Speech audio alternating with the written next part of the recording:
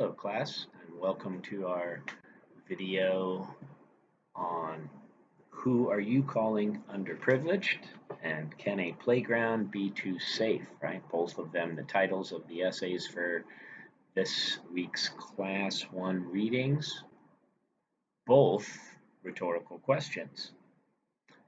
We've encountered quite a few rhetorical questions this semester. Questions that are meant to persuade readers to think about something, not necessarily meant to be answered.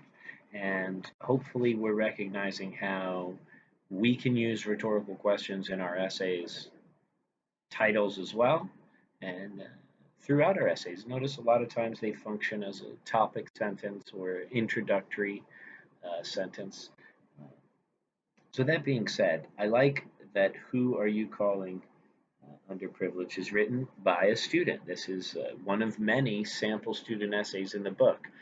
And again, when we get to the sample student essays, it all started with right, understanding Brooks's binaries, where she did that rhetorical analysis, the student of David Brooks's It's Not About You. It all started with that.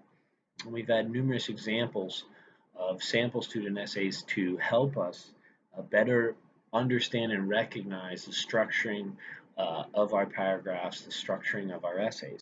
And I really like how her introduction, right, just like the last week's essay, compromise, they put compromise in quotes because they mean the word itself. So she doesn't mean the idea of being underprivileged. She means the actual word underprivileged because it was applied to her. And she doesn't feel as though the idea that the word represents, the meaning, fits. So she thinks the word itself, right? So this concept of underprivileged, I've come to loathe, her first sentence says. What a great word. Talk about an appeal to pathos. I've come to loathe the word underprivileged. And again, when you want to refer to the word as the word itself, make sure that you put it in quotation marks. When I filled out my college applications, I checked off the Latino Hispanic box whenever I was asked to give my ethnicity. My parents, in turn, indicated their income, hoping that we would qualify for financial aid. But while I waited for acceptance and rejections, several colleges I was considering sent me material that made me feel worthless rather than excited about attending those institutions. Worthless rather than excited. Remember our word antithesis, where you use opposition as a figure of speech? Excited, worthless, those are oppositions. She's saying it made me feel one way, which was the opposite of how I wanted to feel. So again, when you use antithesis as a figure of speech, or she could have just used the word. She should have said, this is the antithesis of how I felt. But she doesn't have to say that because I think worthless and excited. Right? Notice how she uses rather than. Look at her topic sentences as she continues to explain her claim. The first mailing I received, right? Topic sentence of body paragraph 2, body paragraph 3.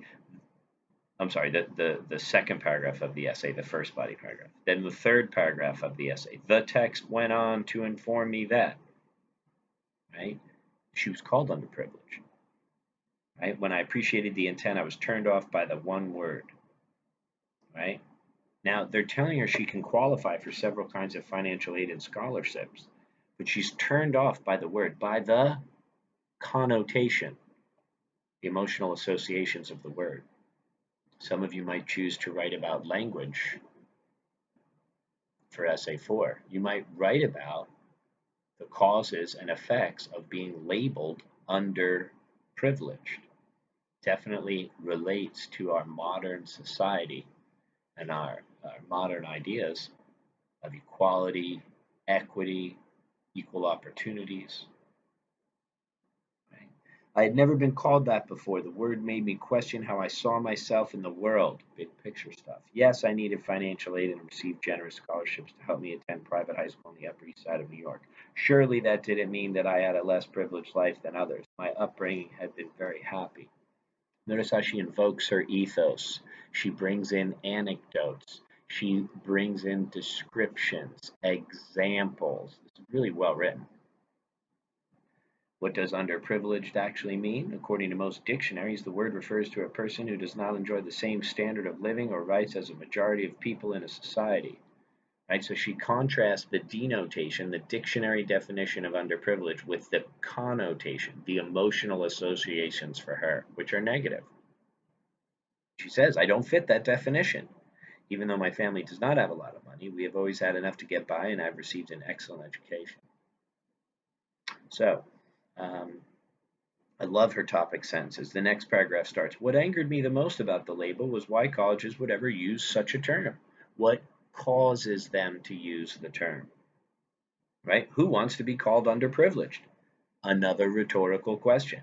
On to the next paragraph, right in the middle of page 207, it starts off with the word misfortune, like beauty, is in the eye of the beholder. Ooh, what an interesting allusion to a reference to a popular phrase, beauty is in the eye of the beholder. But she changes it and she says, misfortune is in the eye of the beholder. Interesting. Now, I love how she kind of brings it to the bigger picture. At the end of that paragraph, she ends with the rhetorical question. So, why does the label of underprivileged persist? Why is it continuing to be used? Right? Most colleges' second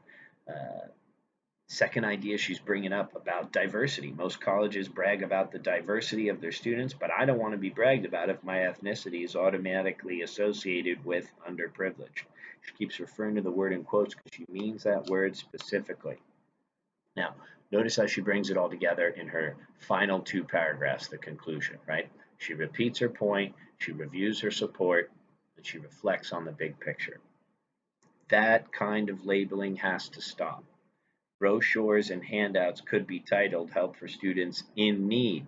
Remember, it's all about word, it's all about language. Help for students in need instead of, rather than help for underprivileged students. And notice how she puts both of those phrases in quotes, emphasizing the words.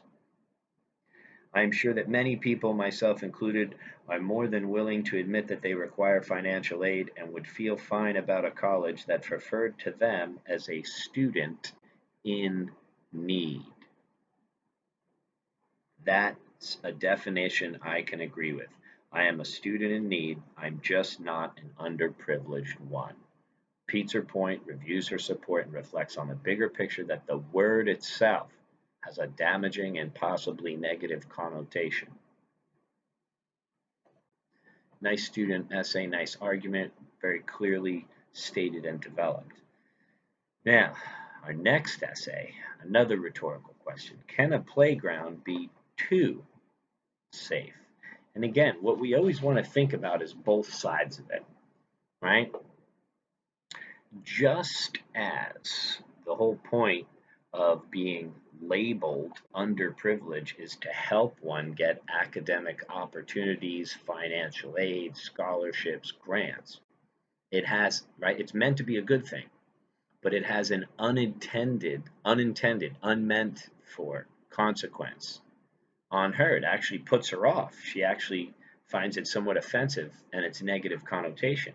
So, although underprivilege is supposed to help people get more advantages and equity, right? In that essay, she says, no, I find the word is offensive, right? And should be changed to in need instead of underprivileged. So the unintended or unforeseen consequence of using that word is that it puts off people, the very people that it's supposed to help. Playgrounds were made safer to prevent injuries, but this essay is looking at the unintended consequences, the unforeseen consequences that what? That it actually increases emotional issues. So it may be safer physically, but then again, that's not really the case. They use the example that kids get more confident when they think the playground is safer, so they take more risks. So it actually unintended consequences actually leads to injuries too. Um, but what he's saying is that climbing equipment and risky play is something that helps children better develop cognitive abilities for life. Right at the bottom of 269, quoting from the Evolutionary Psychology Journal, which again has ethos. There's logos, there's the facts, the quote itself. So we see how this becomes an academic argument with its carefully structured research. Um, and I thought this was a really interesting topic when we think of how do we teach our children to deal with difficulties in life, to overcome obstacles, to deal with risks, to overcome fears. Um, and I thought it made some really interesting points, and it was just one quote from a respectable author after another. Um, and I liked how it ended with that anecdote. I mean, it started with a great anecdote too, right? Uh, the writer brings up, right, the situation that he himself read about and observed. So remember, an anecdote doesn't have to have happened to you, but it's a true story. It's something that you either that happened to you, that you experienced, or that you observed. You observed firsthand through seeing, or you observed through reading. So it starts with an anecdote, it ends with an anecdote, right? And what does the mom say as the child says, so I took a chance and kept going at the top of the jungle gym, the monkey bars. I'm on page 271, the last paragraph, right? And the mom says, it's fun. I'd like to see it in our playground. Why not? Again, the ethos, the mom, right? A reputable source, because this is about playgrounds and children, and whom better than to ask than moms? Why not, right? It's kind of dangerous, I know, but if you just think about danger, you're never going to get ahead in life. Notice the Rogerian strategy at the end. She makes a concession with the counter argument, but then she offers her rebuttal. It's kind of dangerous, I know, but if you just think about danger, you're never going to get ahead in life. Interesting ending. Again, reflecting on the bigger picture. Yes, they repeat the point that playgrounds should not be too safe. Yes, they support that we should make the changes necessary so children can better deal with the risks and the complications and the challenges and the fears. But I love that last sentence, how it brings it all together with Rogerian strategy, the concession, and then the rebuttal. But if you just think about danger, you're never going to get ahead in life. Flex on the bigger picture. And that's what this essay, as most of the essays are about, how we can learn from this experience, whatever it is that the authors are writing about, and better use these experiences, use these knowledge, use these arguments to make better decisions when we think about life from a critical thinking standpoint. Ethos, logos, pathos, and kairos. Comes back to our terms, Rogerian argument, and ethos, logos, pathos, and kairos, terms from the first couple readings. So thank you for your patience. I hope this was helpful. And stay tuned for video lectures of the next essays.